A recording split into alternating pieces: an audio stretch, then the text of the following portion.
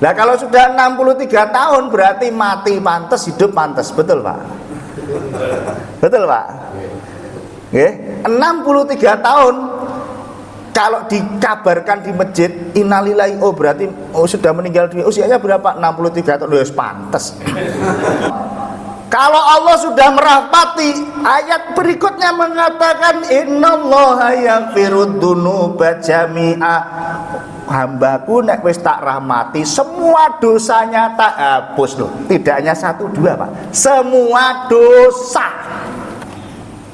Nah itu terus dilanjutkan Rasulullah, ndak henti-hentinya beliau sholat, ndak henti-hentinya beliau tahajud, sampai terdengar Bilal mengumandangkan adzan, as-sholatu khairum minan naum. Baru selesai tahajud. Kenapa? Itu sudah masuk waktu subuh.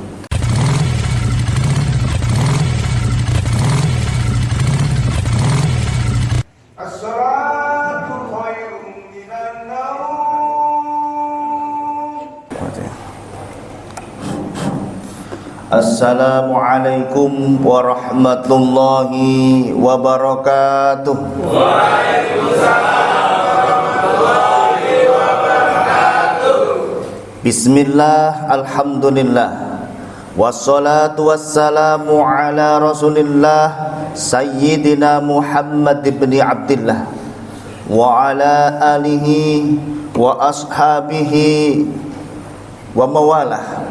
Ashhadu an la ilaha illallah wahdahu la syarikalah wa ashhadu anna Muhammadan abduhu wa rasuluh la nabiyya ba'dah, amma ba'd.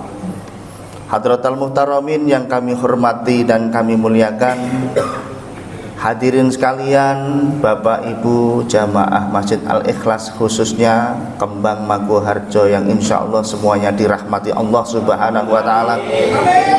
Terkhusus yang kami hormati dan kami muliakan Ketua DKM Masjid Al-Ikhlas Kembang Maguharjo, Bapak Dr. Andes Haji Said yang dirahmati Allah, dan sesepuh Masjid Al-Ikhlas Bapak Saifur Rahman hafidhahullah. Yang kami hormati dan kami muliakan Ketua Bikers Jogja Subuhan, beliau yang dimuliakan Allah Bapak Anis, dan terkhusus yang kami cintai semuanya rekan-rekan dari Bikers Subuhan Jogja dan para ketua dari manapun berada. Insya Allah hadir panjenengan semua di sini semata-mata mencari ridho Allah Subhanahu wa Ta'ala, semata-mata berhijrah karena Allah Subhanahu wa Ta'ala. Semoga setiap langkah kaki bernilai pahala di hadapan Allah Subhanahu wa Ta'ala. Pertama dan utama, tak lupa senantiasa kita haturkan puja dan puji syukur atas kehadirat Allah dan segenap nikmat karunia yang Allah berikan kepada kita semua yang hadir di sini. Khususnya Allah ringankan langkah kaki kita, Allah berikan kesehatan dohiron batinan pada diri kita, Allah mudahkan semua urusan kita, dan terlebih Allah pertemukan kita di majelis yang mulia ini untuk melaksanakan sholat subuh dan berjamaah, untuk senantiasa menyambung tali silaturahmi persaudaraan di tengah-tengah kita, dan terlebih Allah berikan kenikmatan yang tiada tara, yaitu kenikmatan kesehatan, terlebih kenikmatan iman dan Islam serta keistiqomahan. Amin ya rabbal alamin. Yang kedua, sholawat serta salam tak lupa kita haturkan kepada junjungan kita, panutan kita, beliau baginda Rasulullah Muhammad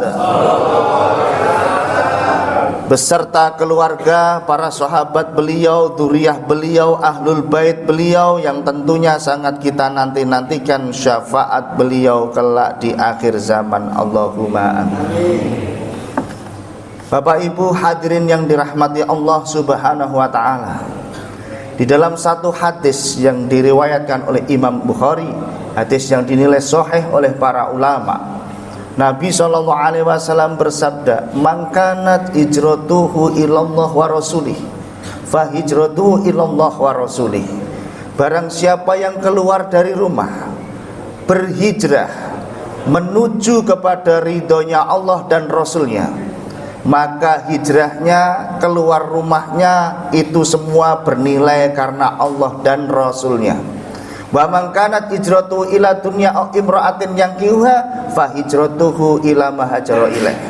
Dan barang siapa yang keluar rumah tujuannya hanya untuk mencari kenikmatan dunia, kesenangan dunia, atau mencari perempuan yang paling cantik untuk dinikahinya, maka hijrahnya hanya bernilai sebatas dunia dan bernilai sebatas keinginan untuk mencintai seorang wanita, bukan karena Allah.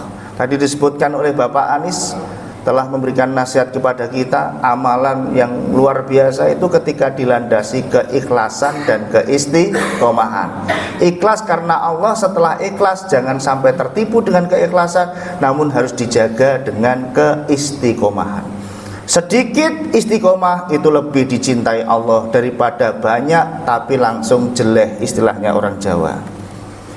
Zikir subuh ketika ada jadwal istiqomah subuhan bersama-sama, itu lebih mulia. Karena Nabi SAW bersabda, ahabul a'mal ilallah adwamuha wa inqala.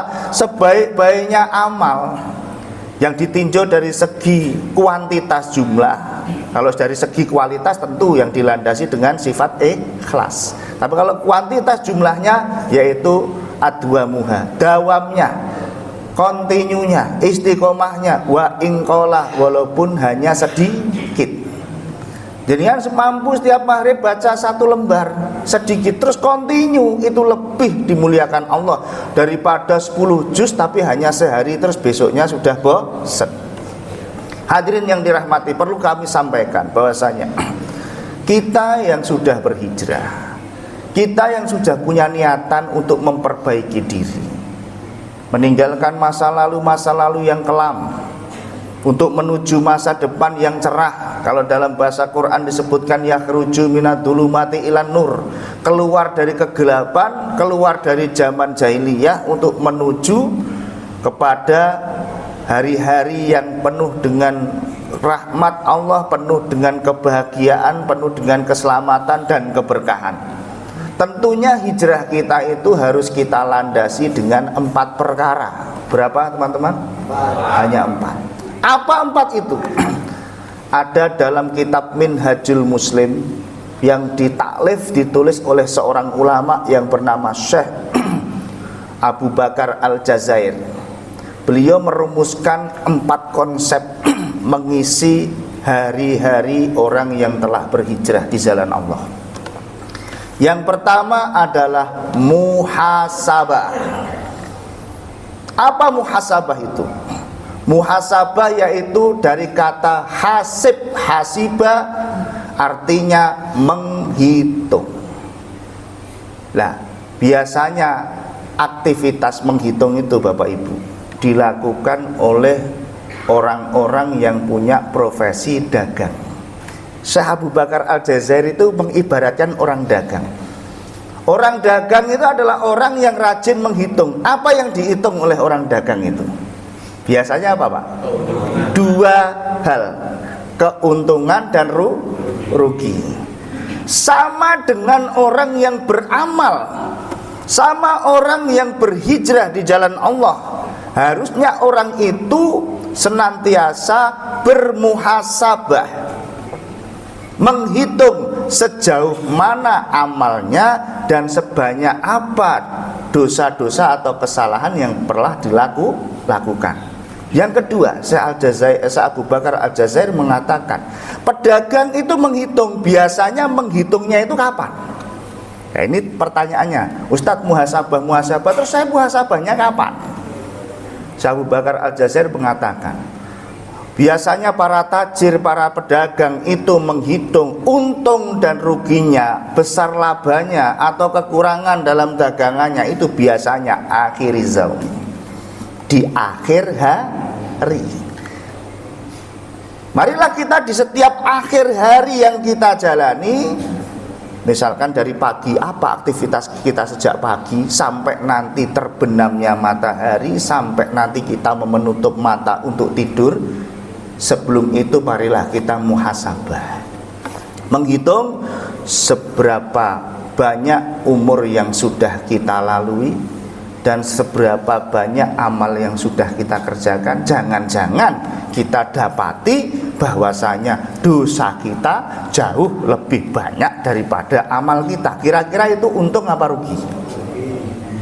Kalau kita mendapati dalam hari ini amal kebaikan kita lebih banyak dari kesalahan kita, fa insyaallah di situ letak rahmat Allah. Mudah-mudahan kita termasuk orang-orang yang beruntung. Allahumma. Quran surat Al-Hasyr ayat 18. Allah berfirman, Bismillahirrahmanirrahim. Ya ayyuhalladzina amanu taqullaha wal tandur nafsum ma qaddamat lighad wattaqullaha innallaha khabirum bima ta'malun. Ya ayyuhalladzina amanu, wahai orang-orang yang beriman, ittaqullah, takutlah kalian, bertakwalah kalian kepada Allah, wal tangdur, dan lihatlah nafsum ma qaddamat lighad, dirimu di hari esok. Jadi tujuan muhasabah itu menghitung berapa untung dan rugi, berapa besarnya kos pengeluaran dan berapa besarnya laba yang diterima. Jadi muhasabah itu adalah menghitung seberapa besar amal yang sudah kita kerjakan dan seberapa besar dosa yang pernah kita lakukan. Di situ nanti akan ketemu hasilnya, apakah kita beruntung ataukah masih merugi. Kalau masih merugi berarti perlu introspeksi diri, perlu direvisi ulang cara kerja kita atau cara beramal kita. Nafsum ma qaddamat lighad artinya untuk persiapan lighatin, kehidupan kelak di hari mendatang, yaitu hari di mana manusia semuanya berkumpul pada kehidupan akhirat, kehidupan yang hakiki, kehidupan yang abadi selama-lamanya, yaitu kehidupan setelah mati. Akhirnya orang yang rajin bermuhasabah akan berusaha senantiasa rajin dalam memperbaiki diri, insya Allah, walaupun berawal dari subuhan bareng-bareng seperti ini, Pak. Itu menyadarkan kita bahwa betapa pentingnya amal soleh dalam kehidupan kita. Kenapa? Karena kita tidak mengerti kapan Allah akan mengakhiri usia kita dan di mana. Kalau dihitung oleh angka, sebetulnya Rasulullah itu telah memberitahu bocoran umur manusia atau umur umatnya. Jadi mustahil ketika orang ditanya, kira-kira umurmu sampai kapan? Ya tidak tahu. Sebetulnya kita sudah diberitahu, cuman kita saja yang nggak mau tahu, Pak. Umur itu sudah dikasih tahu, Pak, sama Rasulullah. Bagaimana Rasulullah beliau memberitahu tentang umur umatnya? Sabda beliau demikian, inna a'mara ummati baina sittina wa sab'ina sana. Umur umatku itu di antara 60 sampai 70 tahun. Loh, kan menyebutkan bilangan itu 60 sampai 70. Kenapa? Karena beliau sadar umur beliau itu di antara itu. Ternyata beliau betul diwafatkan dalam usia 63 tahun. Berarti kalau misalkan ditarik benang merah umur kita seperti halnya fotokopi umurnya Rasulullah 63 tahun. Kalau misalkan kita di sini sudah berusia 30 tahun, berarti sudah separuh umur kita jalani, tak rasa tinggal separuh lagi ya. Kalau sampai 30 tahun lagi 60. Terkadang kurang dari 60 sudah ada yang dipanggil oleh Allah. Tapi semoga berkahnya Bikr Subuhan Jogja yang meramaikan masjid Allah, semoga panjenengan semua diberikan panjang usia, panjang umur, sehat walafiat selalu. Amin. Dan Mbak Ketua juga mudah-mudahan senantiasa diberikan panjang umur, sehat selalu. Karena beliau tadi juga ketar-ketir, beliau sudah bilang belum tentu saya besok kalau tua bersamanya adik-adik semua. Ya doanya dibalik, mudah-mudahan beliau semakin sepuh, semakin sehat. Amin. Semakin Allah luaskan rezekinya dan selalu membersamai kita. Saya juga demikian, saya juga berdoa mudah-mudahan saya kalau ada acara ini bisa membersamai teman-teman, juga senang banget kita menyambung tali silaturahmi di sini. Baik hadirin yang dirahmati Allah. Dan angka 70 berarti juga mungkin ada yang diberi umur lebih dari 60 tahun. Karena ternyata umatnya Rasulullah juga ada yang umurnya usianya sampai 70 tahun. Ternyata apa rahasianya di balik bilangan 6 dan di balik bilangan 7? 6 itu mengibaratkan usia baginda Nabi 60 tahun. Dan bilangan 7 di situ setiap angka 7 itu mengandung sir. Sir itu apa? Rahasia. Yang rahasia itu sebetulnya ada hakikat dan ada khasiat. Dalam kitab-kitab ulama disebutkan semua doa kalau diulang 7 kali itu muncul sirnya, Pak. Fatihah sekali belum ampuh, tapi kalau sudah dibaca 7 kali, yang baca ikhlas, yang baca ahli Senin Kemis, yang baca hafiz Quran, yang baca ahli tahajud, yang baca istiqomah dalam sholat 5 waktunya, lah itu luar biasa khasiatnya itu. Kadangkala dokter sudah angkat tangan, ada orang yang seorang waliullah yang ikhlas benar membacakan suratul Fatihah, dikasih air malah jadi dawa min kulli dain, obat dari semua penyakit. Ternyata di situ ada sir. Berarti bilangan 7 itu tidak main-main dengan angka 7. Karena kita sadar tidak sadar setiap 7 tahun dalam usia kita Allah memberikan perubahan hidup kita. Percaya tidak percaya, Pak? Setiap 7 tahun Allah merubah hidup seseorang termasuk hidup kita. Coba dengan muhasabah flashback ke depan, ke belakang. 7 tahun yang lalu seperti apa, 7 tahun yang lalu seperti apa sampai detik ini. Manusia dalam kandungan berupa janin. Begitu lahir menjadi bayi. Bayi begitu lahir di usia 7 tahun bisa apa? Begitu lahir hanya bisa nangis dan nenen ibunya. Tapi begitu usia 7 tahun sang bayi itu bisa jalan, bahkan bisa berlari, bisa pinter ngomongnya. Bahkan usia 7 tahun sudah memasuki usia sekolah. Kalau sekolah sudah apa Bapak Ibu? SD. Loh, sudah berubah, ini sudah jadi SD. Ketika 7 tahun ditambah 7 lagi sudah 14. Usia 14 tahun anak bisa apa? Sudah masuk apa? SMP. Berubah lagi. Ketika 14 tahun ditambah 7 menjadi berapa? 21 tahun. Sudah apa? Menginjak usia kuliah. 21 tahun ditambah 7 28 usia pernikahan ideal, sudah menikah, berubah lagi. 28 tahun ditambah 7 35, mungkin sudah disebut bapak, sudah punya anak. Ya Mas, 35 tahun ditambah 7 42, usia dewasa. Karena Rasulullah SAW diangkat menjadi nabi di usia 42 tahun. Sudah jadi orang tua ini. 42 tahun ditambah 7 49. Uban sudah mulai tumbuh, Pak. Kulit yang kenceng sudah mulai keriput, Pak. Mata yang jelas sudah mulai rabun-rabun ini, Pak. Nggih, Mbak. 49 ditambah 7, Pak. 50. Kira-kira dah kakek-kakek enggak ini? Mungkin dah mulai punya cucu. 56 tahun ditambah 7. Nanti sama enggak dengan usianya Rasulullah, Bu? Sami mboten, Bu? Nah, kalau sudah 63 tahun berarti mati pantas, hidup pantas. Betul, Pak? Betul, Pak? Nggih, 63 tahun kalau dikabarkan di masjid innalillahi, oh berarti sudah meninggal dunia. Usianya berapa? 63 tahun. Wis pantes.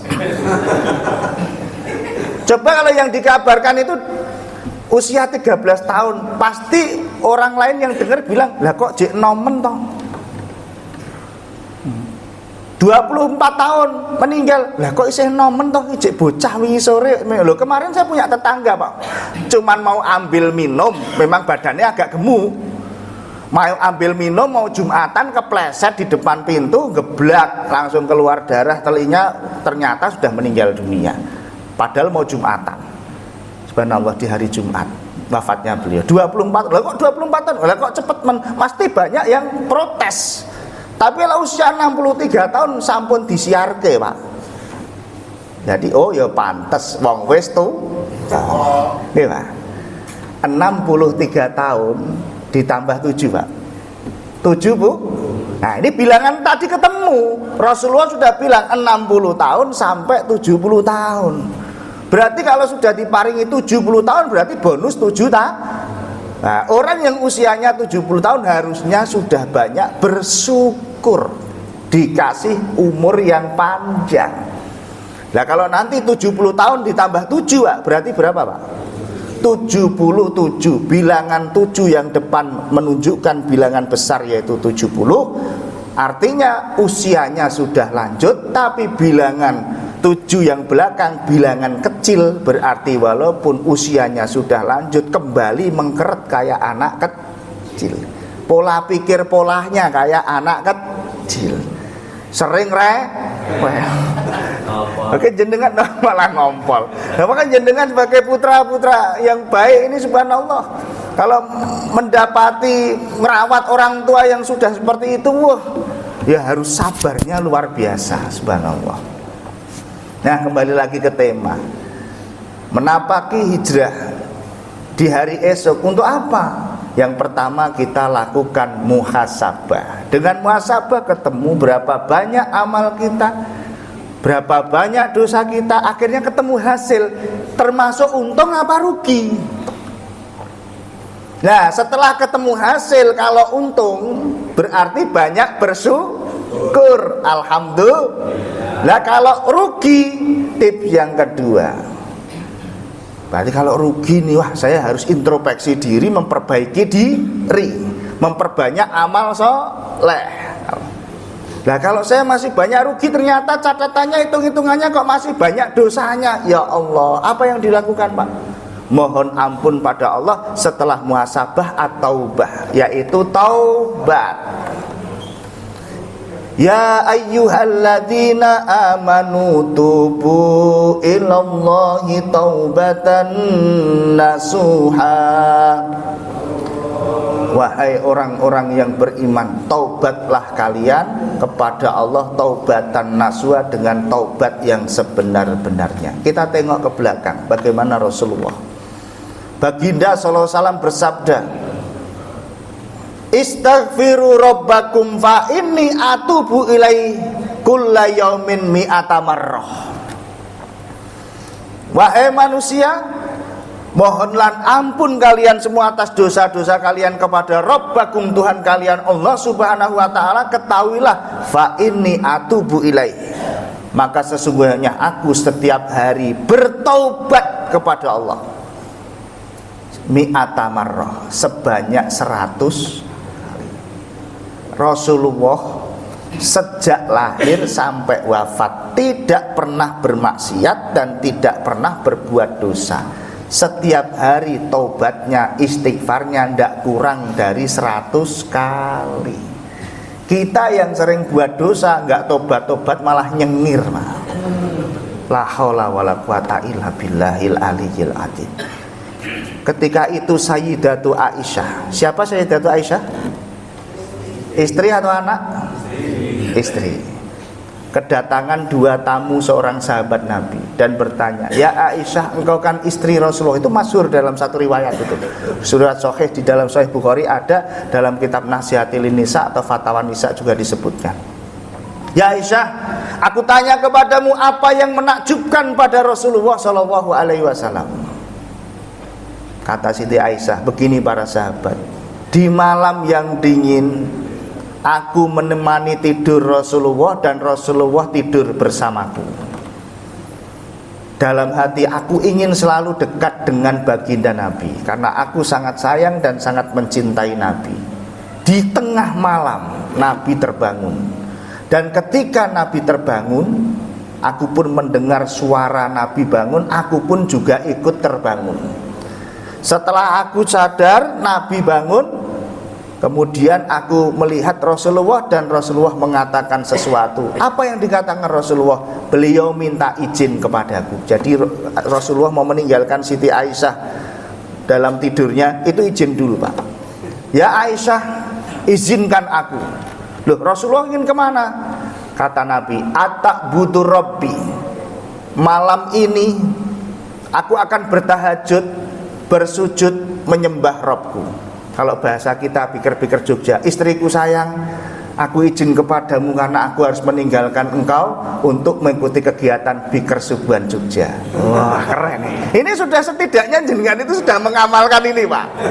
Tapi tidak tahu jenengan minta izin, justru sunnahnya minta izin, Pak.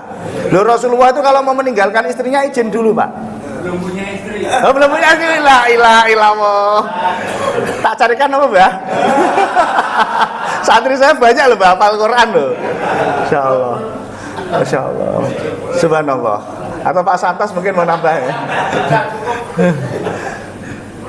Nah, begitu minta izin, dalam hati Siti Aisyah, dalam hatinya berat untuk mengizinkan Rasulullah karena masih ingin ditemani tidur oleh Rasulullah, dengan Rasulullah SAW di malam yang dingin. Tapi karena Rasulullah menghendaki ingin ibadah, bersujud kepada Rabbnya, kepada Tuhannya, dengan berat hati Siti Aisyah pun mengizinkan. Setelah Rasulullah turun dari ranjang tidur beliau, diam-diam Bapak Ibu, Siti Aisyah itu buntuti dari belakang, ingin tahu apa yang dilakukan Rasulullah.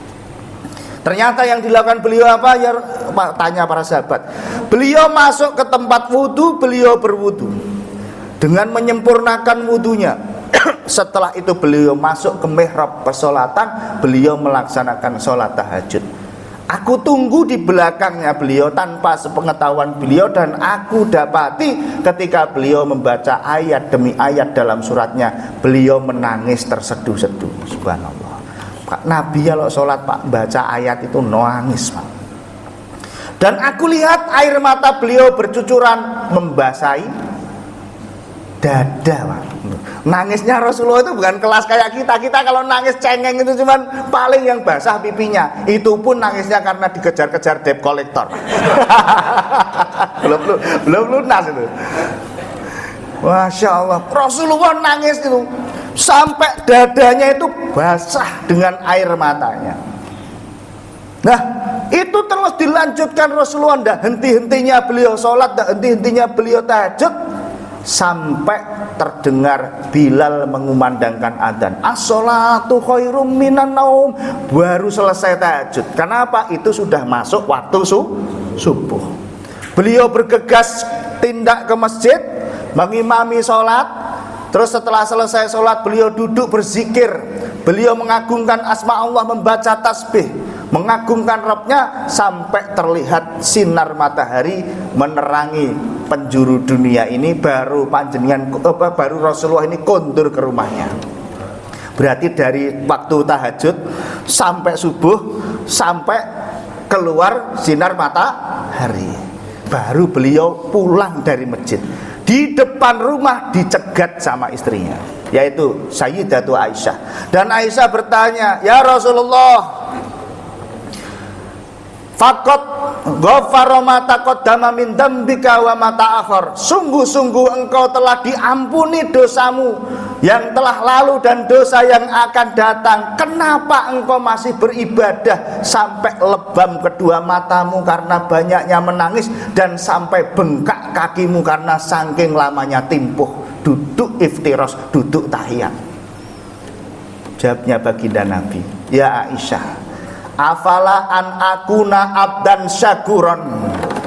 Apakah aku tidak boleh menjadi hamba yang bersyukur atas semua nikmat-nikmat pemberian dari Tuhanku Allah Subhanahu wa ta'ala? Begitu luar biasanya wujud syukur baginda Nabi, diberikan nikmat oleh Allah, wujud syukurnya digunakan untuk taat kepada Allah Subhanahu wa ta'ala. Apalagi Allah memberikan kita kesehatan, kita syukuri. Dengan acara-acara yang positif seperti ini, kita bisa duduk bermajelis, berjamaah bersama-sama, mendengarkan ilmu disampaikan, mendengarkan Al-Quran dijabarkan, mendengarkan hadis disyarai dan diterangkan. Subhanallah, hadirin yang dirahmati Allah. Semoga kita semua juga diakui sebagai umatnya Rasulullah SAW yang senantiasa menghidupkan sunnah-sunnah beliau dalam sendi-sendi kehidupan kita. Allahumma.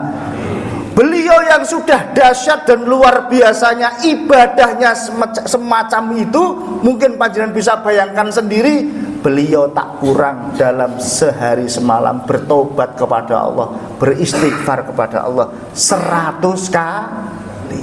Tidak punya dosa, tekun ibadahnya, itu pun setiap hari masih taubat 100 kali. Mohon ampun pada Allah. Dengan rahmat Allah yang maha kuasa, yang maha esa, yang maha pengasih lagi maha penyayang, Pak. Ingat, Allah berfirman. Kalau sudah firman Allah itu kita semua wajib iman, dan kita harus yakin, hakul yakin. Di surat Asy-Syura ayat yang ke-53. Asy-Syura ayat 53. Qul ya ibadiyalladzina asrafu ala anfusihim fala taqnatu mir rahmatillah innallaha yaghfirudz dzunuba jami'a innahu huwal ghafurur rahim.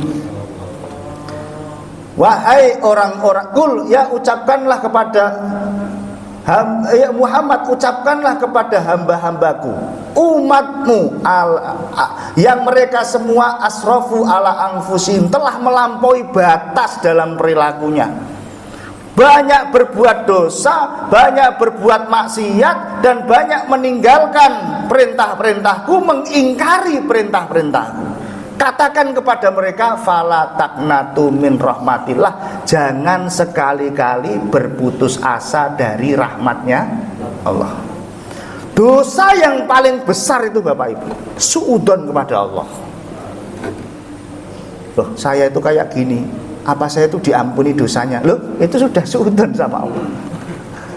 Saya itu orang jelek, tidak pantas saya dekat masjid. Loh, itu jelek itu pikiran setan, itu menyesatkan itu. Coba mindsetnya dibalik. Dulu saya pemabuk, saya akui misalkan. Dulu saya ahli maksiat, saya akui. Tapi saya sekarang ikut Bikir Subuhan Jogja umpamanya, ikut teman-teman jamaah subuh. Untuk apa? Untuk mengharap turunnya rahmat Allah subhanahu. Loh, orang ini kalau sudah putus asa dari rahmat Allah, dosa besar, dan itu berbahaya, Pak. Berbahaya. Tempo hari saya dicurhati jamaah saya, Pak. Gus, saya itu punya sahabat sejak kuliah sampai sekarang saya punya cucu. Sahabat saya itu scroll di HP, tiba-tiba muncul notifikasi pemberitahuan untuk ngeklik ini biar dapat saldo tambahan. Diklik, Pak, dapatlah saldo tambahan. Diklik 2 kali, dapat saldo tambahan. Yang ketiga kali disuruh transfer biar dapat lebih banyak lagi. Ternyata ketika ditransfer nggak main-main, 30 juta nggak dapat Pak. Bablas duitnya 30 juta. Padahal dia punya rumah megah, punya mobil mewah, kehilangan 30 juta. Sahabat saya itu, jamaah saya itu bilang, saya itu khawatir dengan sahabat saya, karena sahabat saya itu kadang kalau kena masalah kecil mikirnya pusing, cupet, mumet, akhirnya depresi. Bener depresi, Pak. Cecetan terakhir itu sama ngobrol sama jamaah saya itu masih biasa-biasa. Begitu jarak 1-2 hari lewat, apa yang terjadi, Pak? Mengakhiri hidup dengan gantung diri, gara-gara kehilangan duit 30 juta. Berarti kan sudah putus asa dari rahmatnya Allah subhanahu wa ta'ala. Orang kalau sudah putus asa dari rahmatnya Allah, iblis, setan yang masuk dalam hatinya.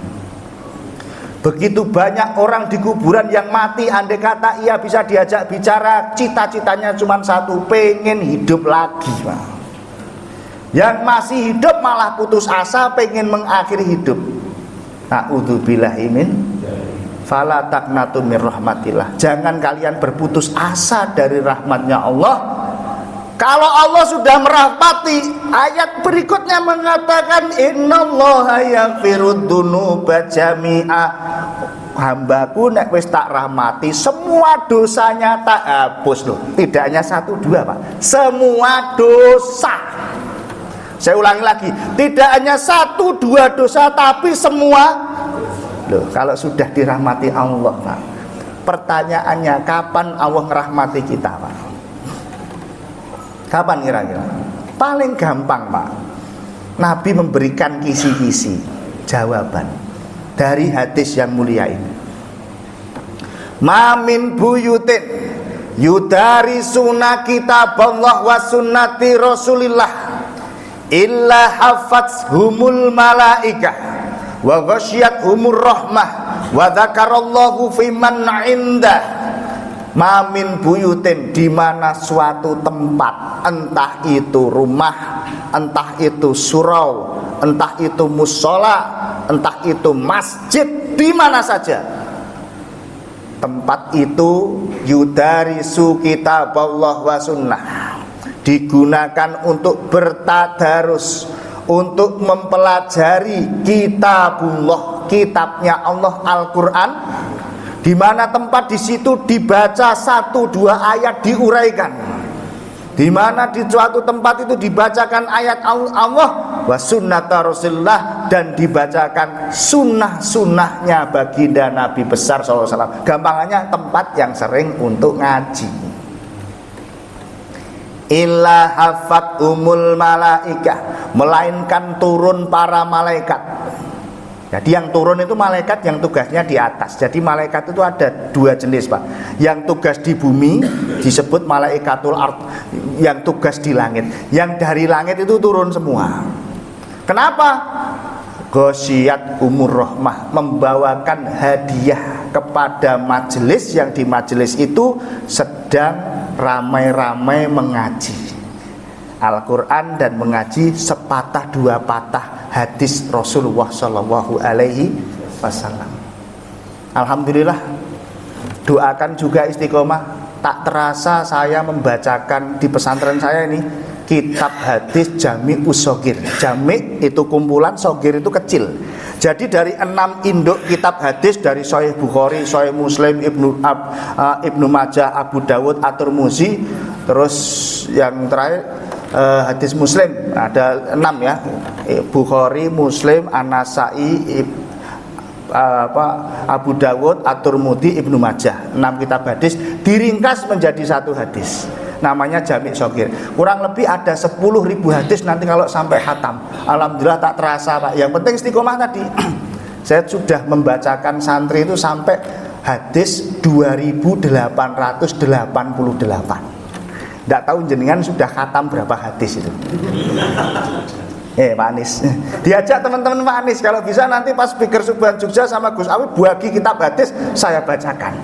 Wah subhanallah, ini mungkin ada itu nanti bisa disosialisasikan lagi program yang lebih positif lagi, pesantren Biker Subhan Jogja. Wah keren itu nanti. Jadi ngajinya tidak hanya sekadar tematik, tapi betul-betul bawa kitab dari rumah. Itu. Andai kata 1 hadisnya itu kullu hasanatin bi asri amsaliha, setiap kebaikan bernilai pahala 10 kali 2888. Kalau saya kira seperti itu bisa istiqomah itu tidak lepas dari rahmat dan pertolongan Allah Subhanahu wa ta'ala. Betul nggak Bapak Ibu? Tadi Pak Ketua Takmir menyampaikan subuhan ki abotenan. Malah penak le kemulan terus mapan turu. Loh, kalau tidak dapat rahmatnya Allah tidak bisa Pak berbuat baik. Gampangannya jenengan baik itu karena Allah merahmat, ya sudah selesai. Kalau Allah sudah merahmati berarti dosa panjenengan Nah, dalam majelis taklim itu di situ ada letak rahmatnya Allah. Walaupun yang ikut itu ngantuk Pak. Tidak apa-apa, jangan dibangunkan Pak. Tidak boleh ganggu orang tidur. Loh, saya betul saya nggak bohong Pak. Saya tuh seorang ustadz yang kalau santri saya tidur tidak saya marahi Pak. Karena saya baca dalam kitab Al-Barokah fi Fadli Sa'i wal Harokah, Ternyata cara Allah menyelamatkan hambanya dari maksiat dan dosa dengan apa, Pak? Tidur. Maka monggo jenengan yang ngantuk silahkan tidur. La ilaha illallah. Subhanallah, ya benar, orang tidur itu nggak boleh diganggu. Mungkin beliau semuanya capek mikirin hidup ini, Pak. Daripada mengakhiri hidup, lebih baik tidur. Jadi mengakhiri aktivitas itu lebih baik daripada mengakhiri hidup. Itu Masya Allah, tidur itu nikmat. Kadang kalau saya tidur juga nikmat banget di rumah. Wa ja'alna naumakum subata, kata Allah. Subhanallah. Taubat. Ya. Satu muhasabah, yang kedua taubat, yang ketiga muraqabah. Apa muraqabah? Wa kana Allahu ala kulli syai'ir raqiba. Sesungguhnya Allah ala kulli syai'in, di atas segala hal di muka bumi, di langit alam semesta ini, raqiba adalah zat yang mengawasi. Tanamkan dalam hati setiap aktivitas yang kita kerjakan, besar kecilnya tidak lepas dari pengawasan Allah Subhanahu wa ta'ala. Kita tidak perlu terlalu pusing-pusing mikirkan siapa diri kita, jadi apa. Andai kata kita nggak jadi apa-apa, Pak, tidak usah masalah. Yang penting, andai kata kita hanya seorang diri, yang penting kita bertakwa kepada Allah, beramal soleh dimanapun berada. Kita selalu diawasi pandangan Allah, dan Allah la ta'khudhu sinatu wala naum, tidak tidur apalagi tidak ngantuk, apalagi kok tidur, Pak. Ada dua yang tidak tidur, Pak. Ada tiga yang tidak tidur. Satu Allah, yang kedua iblis, yang ketiga malaikat. Allah tidak tidur karena mengatur alam semesta ini. Iblis tidak akan tidur, Pak. Kenapa? Karena selalu menggoda manusia. Dan malaikat juga tidak tidur karena selalu mencatat amal-amal manusia. Gampangnya, kalau kita selalu diawasi Allah Subhanahu wa ta'ala dan kita orang yang beriman, maka setiap hembusan nafas yang keluar masuk dalam hidung dan paru-paru kita, setiap gerak-gerik kita, setiap perjalanan hidup kita, semuanya diniati lillahi, inna sholati wa nusuki wa mahyaya wa mamati lillahi rabbil alamin. Dan ketika kita beramal kebaikan walaupun sebiji zarah, sebiji sawi yang kecil, tidak usah kita berkecil hati. Quran mengatakan wa may ya'mal mithqala dzarratin khairan yarah wa may ya'mal mithqala dzarratin syarran yarah. Barang siapa yang mengamalkan kebaikan walau sebiji sawi, besok akan mendapati pahalanya, dan barang siapa melakukan dosa walaupun sebiji sawi akan mendapati akibat dan balasannya. Yang kedua, Allah berfirman, innallaha la yudhi'u ajral muhsinin. Sesungguhnya Allah tidak menyia-nyiakan pahala orang yang berbuat baik. Jenengan berbuat baik, andai kata orang yang melihat tidak menghargai kebaikan jenengan, tidak usah berkecil hati. Allah lebih menghargai hasil jerih payah perjuangan dan kebaikan panjenengan. Insya Allah. Yang terakhir, muhasabah sudah, taubah sudah, muraqabah sudah, yang terakhir adalah mujahadah. Apa Bapak Ibu? Hidup itu, amal itu perlu mujahadah. Mujahadah itu apa? Dari kata jahada, jihad, berjuang, bersungguh. Palestina bersungguh-sungguh berjuang seperti itu, luar biasa. Kita pun yang di negeri yang Masya Allah, kemarin itu saya diajak makan-makan bareng teman-teman itu, saya ngomong, Pak, nyeletup saja. Kita itu harus banyak bersyukur. Bersyukurnya kita salah satunya dengan apa? Semua jawab dengan banyak membaca alhamdulillah. Salah, dengan makan-makan bersama. Loh, kok makan-makan gitu, Gus? Lah iya toh, kita bersyukur. Setidaknya kalau kita makan bersama, nikmat itu kita bersyukur diberi negeri yang aman. Betul, Pak? Jenengan subuhan ini bersyukur nggak, Pak? Kenapa? Karena negeri kita diberikan anugerah negeri yang Coba kalau negeri kita perang, insya Allah tidak akan terjadi sampai kapanpun. Ketika pengajian makan-makan terdengar suara bom, terdengar suara nuklir, tidak akan pernah terjadi. Jadi negeri yang aman ini juga anugerah dari Allah Subhanahu wa ta'ala yang patut kita syukuri. Nah, cara syukur kita dalam ibadah, kita harus menjaga ibadah kita dengan mujahadah, bersungguh. Jadi ibarat orang Jawa bilang, leng ibadah orang leda-lede, ndak aras-arasan. Masih semangat ya? Semangat Pak? Semangat. Ya itu keren itu.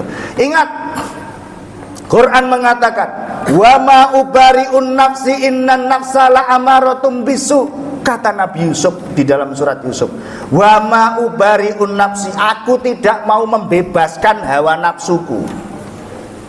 Innan nafsa la amaratum bisu, sesungguhnya hawa nafsu ini menjerumuskan dan mengajak, menarik diriku untuk berbuat maksiat, dosa, dan mengingkari perintah-perintah Allah. Cara bermujahadah adalah kita melawan diri kita sendiri, Pak. Melawan hawa nafsu kita sendiri. Bagaimana kita dapat mengalahkan hawa nafsu ini?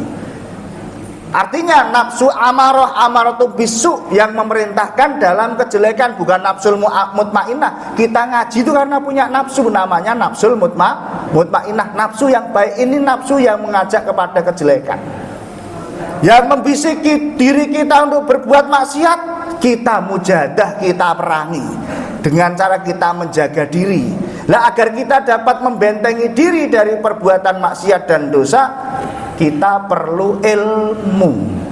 Lah, kalau kita mau dapat ilmu, jangan jauh-jauh dari ulama.